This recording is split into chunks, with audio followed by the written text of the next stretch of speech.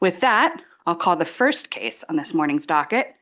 That's case number 126678 out of Shawnee County, State of Kansas, appellee versus Courtney L. Kipers, appellant. Would the parties please come forward and then state their appearances?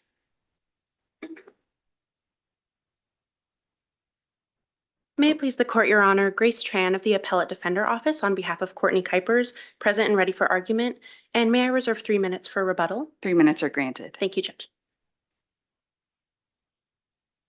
May it please the court, the state appears by Deputy District Attorney Jody Litvin.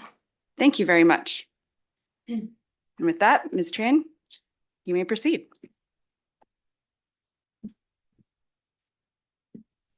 Good morning, and may it please the court, Grace Tran of the Appellate Defender Office on behalf of Courtney Kipers. In this case, the district court erred because the police illegitimately arrested Ms. Kipers, which, and without that illegitimate arrest, the police could not have extended the traffic stop and ultimately discovered the drugs in her car. And so that evidence should have been suppressed. So first, turning to the issue of the illegitimate arrest. So Ms. Kipers was purportedly arrested in this case for littering. And what happened was that after the initiation of the traffic stop, the Officer James. Well, just a second. It didn't start. Interaction with your client and the police didn't start with that stop, did it? According to what I see in the record, and maybe you can clarify something for me. The officer saw her at a stop sign hold a blowtorch outside her window and was hollering something. Now, it's not clear in the record. Perhaps you can tell me, was that blowtorch lit? I believe that the officer thought that the blowtorch was unlit. Was unlit. All right. Well, I think that's going to signal something to an officer, isn't it? What's going on here? She was the only person in this car, correct? That's correct. And then once the light changed, off they went 65 miles an hour down 29th Street. Is that correct? Your Honor, I think it's actually the reverse. So the Officer James saw Ms. Kipers speeding, and then she stopped at the stoplight. And so he was behind her, but I don't think he had his lights and sirens on yet. And then at that point, there was the yelling and the blowtorch. And then he turned on the lights and sirens. And so when the light turned green, she then pulled over into the Crunch Fitness parking lot. Can you see why that would attract an officer's attention? And then 65 miles per hour in a 40-mile-per-hour zone? Sure. And I think, so he pulled her over, and because of that attracted attention. Well, she didn't pull over, did she? She drove right into a parking lot and whirled around and parked in the middle of the parking lot, correct? I think she quickly pulled off into the parking lot and stopped abruptly in the middle of the parking lot. But I think, given the fact that it was like 2 a.m, I think she was trying to quickly get off the road and pull over and stop once he had turned his lights and sirens on. But then she got out of the car. Yeah, so she did get out of the car, and the officer told her to get back in. I think they went back and forth a couple of times through that. But ultimately, what the basis was for the arrest that the officer, testified about and had written down was the littering. And so it wasn't.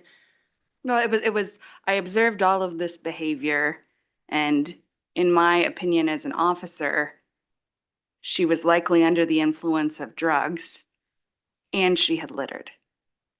Right. I mean, I think on the arrest report, it is the littering that's cited, and the officer testified that it was the littering that gave him the ability to arrest her. But I think. Well, the officer doesn't get to decide what gives him the ability to arrest her. That's certainly one of the reasons that he provided. But the court decides whether the officer had the authority to arrest. Sure. And I think sort of, I guess, regardless of if the officer's decision or the court, the facts of the case show that she didn't actually litter. And so there was no crime that he had observed arrestably that he could have arrested her for. And that was what the district court relied on when it said this car was just in a public place. So the drug dog sniff of the car wasn't a search. And so if you don't have that arrest, then you don't have that car being in a public place the drug dog isn't able to search it. So then you have to get into, the traffic stop would have been ongoing, but for the arrest. And so then I think you need to get into what could that traffic stop have been extended at that point. And so, This wasn't one of those situations where they had to call for the drug dog, correct? correct. Yeah. So he had it in his car. His partner was the canine. Yes, that's correct. So, and what, it took about 3 minutes between her being handcuffed and then the drug dog alerts, something like that, 3-4 minutes? That sounds right to me. But I think so. That's not too long a detention, is it? Sure, it's not a long time, but that the standard is a measurable extension of the stop. And I think that certainly is a time that is measured, that can be measured, obviously. But the standard only applies if there's nothing beyond the traffic stop that would provide the officer suspicion or probable cause to believe that there's something else going on. Right, yeah. So the traffic stop can be extended for a drug dog sniff if there is reasonable suspicion of a crime going on. And the officer testified that he believed, based on all of this erratic behavior, that this was consistent with someone who was had been using narcotics. right, and Of so- course, he just observed her operating a vehicle Sure, but I mean, there was no, and driving 65 in a 40-mile-per-hour zone right, yeah, so. and pointing a blowtorch at an officer at a stoplight. Yeah, I mean, I think. These facts are rough. Right, yeah. I think these facts show a woman who is, probably not in a very good emotional place. She seems to have problems with police.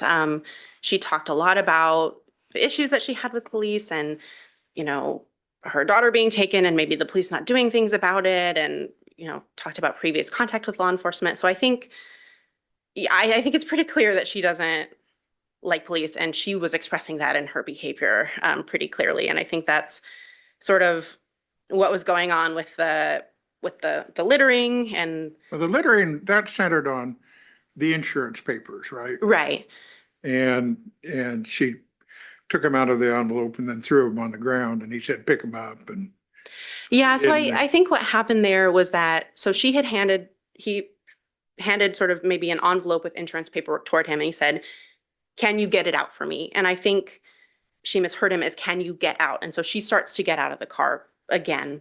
And he says, no, you stay in the car, get the paperwork out. And I think at that point, sort of in her frustration, just her bad time that she was having, she gets frustrated and she throws them on the ground. She says, you pick those up. I like the term that you used in the brief, rude compliance. Yeah. So that was rude compliance and satisfied the officer's request. Right. Not yeah. littering, right? Not littering. I mean, albeit in a rude way, she was doing what the officer told her to do, which was to get the insurance paperwork out of the car. And so I don't think it was littering such that he could have arrested her and then the car is just sitting in the parking lot available to be sniffed by the drug dog. And so, yeah, so to the extension of the stop, I think it's clear that, once she's arrested, if that arrest had not occurred and the traffic stop had been ongoing, there would have been an extension of that stop because Officer Janes, when she's arrested, backup arrives, he gets in the car, he starts writing up a traffic ticket, which is in the traffic mission that the cases talk about that officers are allowed to do throughout the pendency of the stop. And so then at some point, he decides to stop writing the ticket in the middle of doing so, gets out of the car with his drug dog, and then runs the sniffer around the car. And then ultimately the ticket is never finished because drugs are discovered and, we go from there. But so I think it's pretty clear from the facts that that was sort of an extension of the stop by doing an activity that wasn't part of the traffic mission because he interrupted the writing of the ticket to then run the drug dog around the car. I see that according to the timeline that I've read, the stop occurred at 1:54 a.m. She was placed into handcuffs at 1:57 a.m. and then the canine reacted as canines react at 2:02.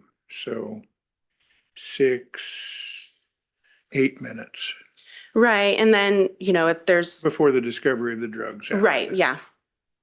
And so I think, but ultimately, I don't think it's the amount of time that the extension was for that is relevant. It's the fact that it was a measurable extension, and that's the standard that the cases talk about. And so here we have a measurable amount of time that the stop was extended for. Can we talk about the littering just a little bit? And that is so definition of littering is recklessly depositing or causing to be deposited any object onto public or private property. Why wasn't tossing the insurance card onto the ground something that met that definition? I think that the depositing here is sort of the issue as I see it, that sort of is it's there to be left on the ground, right? And so in this case, you don't have it being deposited on the ground. You have it being given. There's in a permanence requirement that is I don't think it's inherent a- in depositing.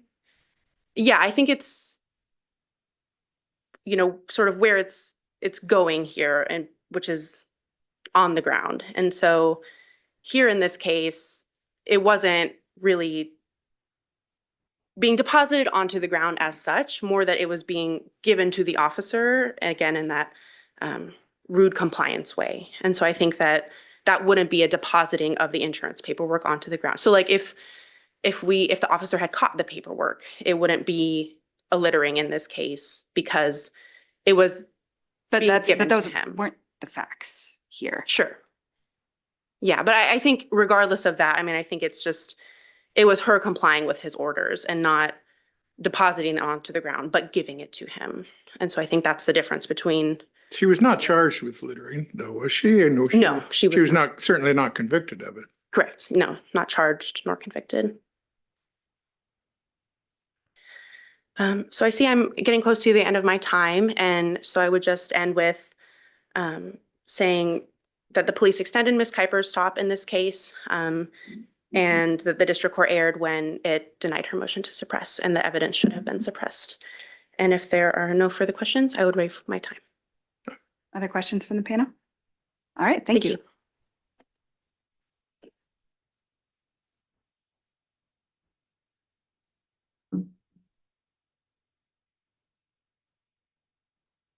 Good morning again. May it please the court. The state appears by Deputy District Attorney Jody Litvin. And unsurprisingly, our position here is that the district court correctly denied the motion to suppress and that Officer Janes was correct in his analysis that she committed criminal littering in his presence. And alternatively, if this court does have a problem with the criminal littering charge, that there was reasonable suspicion to measurably Why extend should the we be concerned about that at all? She wasn't charged, wasn't convicted. Can we even review that charge? I think you can review. If there was a claim, if it was a pretextual stop, he didn't stop her because of littering. He arrested her for littering. Yes. But how can we even review this? Because it was all, he arrested her for that. And then things from there, and then the charges flew. So I don't understand why we should be worried at all about littering. Well, I suppose my response to their challenge was without the arrest and then subsequently without reasonable suspicion, we don't get to the drug stop or the drug dog running Well, around the there's car. plenty of evidence for that. Holding a blowtorch outside, whether, do you know, was it lit? I believe in my facts that the officer testified that he did not believe the blowtorch was lit. I think I don't know that you can see this from the axon, the prior waving it outside of the window. So I think his testimony was that it was not lit. I know she picks it up again at some point during the stop and is kind of waving around a yellow blowtorch, but no, I don't believe it was lit. But his testimony, I think, was throughout the hearing this was an abnormal stop from the start. And I agree. I think there is plenty of evidence for reasonable suspicion to extend the stop, even if we didn't have the littering. I think the way that she pulled over, well, first of all, no one contests that the initial stop was for speeding, 65 and a 40. The way that she pulled over was interesting to him. Again, abnormal, not just pulling over to the side of the road, speeding up, accelerating, then pulling into a parking lot, kind of abruptly stopping in the middle of this parking lot, and then getting out of the car. So immediately we have things that are not normal for a typical, in his training and experience, car stop. So, and then from there, we have her just kind of erratic behavior. And this did all happen within a very short period of time. Her kind of saying things contextually that don't make sense, talking about her daughter being stolen or taken or somewhere in Lawrence, talking about she has an ankle monitor and can do whatever she wants. I mean, there's a lot of very rapid talking, mumbling, erratic behavior. Something seems off from the get-go. Did the officer ever administer any sobriety tests, anything like that? Not to my knowledge, Your Honor, no. All right. And it wasn't, and I don't think he ever testified that this was under the influence of alcohol. I think he specifically said this seems like someone who was under the influence of narcotics. There's a doctrine in State versus Wilson, our Supreme Court's held that you can use a drug dog on a parked car, and there's doesn't involve a lot of these tests in a public place. Does that apply here? Or is that your argument? I cited to it in my brief, Your Honor. Based on what the district court held here, I think both parties below in their motion to suppress said the officer didn't have reasonable suspicion. The state said they did have reasonable suspicion. The court didn't go with that. It went with, we have an arrest for someone, a legitimate arrest for someone who committed the crime of criminal littering. And that car was not parked in the street illegally. So the car was parked kind of in a public parking spot legally. And the court held, although Wilson wasn't out, I don't believe at that time, he had a couple of 10th Circuit cases, I think, or federal case law that said, if there's a car that's publicly parked and she was not going to be able to, she was being arrested, not being able to get back into it, you can run the drug dog around this legally parked car. So It seems to me, though, that she parked the car there because the officer was pulling her over. she was being stopped, that's true. Although she didn't pull over. It would be different if she pulled over to the side of the road. I will admit that if those were the facts and something had to be done with that car and it wasn't legally parked, I don't know that this would apply. But the facts are what they are, and she did pull into that Crunch Fitness parking lot, so it was legally parked. So I do think Wilson helps us in this case. Does that turn, does the application of Wilson turn on whether that arrest is valid? I'm trying to remember the facts in Wilson. I mean, in Wilson, I think that the defendant had a suspended license, so was not going to be able to drive the car. So there has to be a reason why the person is not going to be able to drive the car and the car remains. correct. And is the only reason here that the district court found the arrest? I believe so. I could look back at his reasoning, but I believe he said there was an arrest here. And like I said, neither of the parties, well, I think it was sort of challenged, but in the motion to suppress, but the court basically said there was a legitimate arrest. And I think under Wilson, there was some language that said like, usually when the person is detained, the car is detained. But there was kind of this break where if this person wasn't going to be able to drive the car, then the car is not going to move and it's going to be there anyway. So yes, I think the reason here that she's not able to get back into the car is because he was arresting her for the criminal littering. Because the search happened after that and he wasn't in the process of writing his ticket. You know, we don't have like a multitasking situation here where someone's writing the ticket and then another person is doing the drug dog, so it's not measurably extending the stop. He was one and the same. He starts to write the ticket and then goes and stops and does the drug dog. So What if we disagreed that the arrest was valid? Let's just say we agree with your opposing counsel with regard to the definition of deposit or something along those lines, and we don't think that arrest was valid. Could we reach the reasonable suspicion question in the absence of findings by the district court? I think this court can, because I think it's a de novo review on whether reasonable suspicion exists. So I think this court can look at the facts that were established at the motion hearing and apply that. And with Were those facts in any way contested? And I ask because we have some case law that says if a district court didn't make any findings, then we're not in a position to make those findings ourselves. I'm blanking on whether the facts were contested. I don't think I can, I mean, the initial stop wasn't contested. I don't think I think the axon is what it is, you know? So to the extent that disagreed with what anything that the officer had said at the motion hearing, the court can watch the axon and watch what happened. So I think that those facts are for the court to look at. Maybe you don't have deference from factual findings from the district court, but I think whether reasonable suspicion exists is a matter of law that this court can get to. Thank you. And I really didn't have much further presentation, just to say that we would ask this court to first find that this was a legitimate arrest for criminal littering. Alternatively, if not, there was a reasonable suspicion, particularized facts here from Officer Janes to measurably extend, or to allow for the extension of the traffic stop to run the drug dog, and affirm the convictions and the motion to suppress, the denial of the motion to suppress here. Before you take off, I was wondering if you could address the depositing, excuse me, the depositing question, about what that means.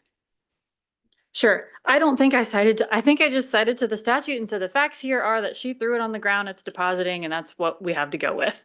I think I tried to research some. I've never dealt with this crime before to know if there was any other case law. It's not a crime that comes up on appeal very often. Correct, yes. I think this is the first time that I've actually dealt with it. But the state's position would be that depositing it was her action of just simply throwing it on the ground. It doesn't have to be a permanent deposit. I mean, she tossed the thing out. She wasn't going to hand it to him after misunderstanding to get out of the car when really he said, get the papers out. Our position would be her, and she forcefully, she throws them and says, you know, you can get that, you can pick that up. So I guess our position would be that under the plain language of the statute, she recklessly deposited it when she threw it outside of the car. But I don't really have more than that, Your Honor, to go off of. Any other questions from the panel? All right, thank you. Thank you. Counsel, you have 3 minutes for rebuttal. Grace Tran of the Appellate Defender Office. So first, we talked a little, you talked a little bit with opposing counsel about Wilson, and so I wanted to address that. And I think, Your Honor, Wilson, the application of Wilson does turn on whether there was the arrest in this case, because in Wilson, the court said that the issue was that she couldn't legally drive the car away from the scene. And that's why the sort of Fourth Amendment nexus between her and her car was severed. The drug dog could be run around the car. And the court specifically even says, you know, the issue isn't whether or not she was arrested. It was whether or not she could legally drive the car away from the scene. And so in this case, if Ms. Kipers was not arrested, you know, her license wasn't suspended. There wasn't an indication that she couldn't drive the car away from the scene. And so I think, you know, unless the arrest was valid, Wilson doesn't help the state here. And then second, I wanted to talk about reasonable suspicion. And I do think that this court can't get to reasonable suspicion at this point on appeal. So the state, I believe that the state didn't argue reasonable suspicion below in their motion. They just argued that it was, you know, there was the arrest, and then the drug dog could sniff the car because it was in a public place, and that gave, you know, the ability to search the car.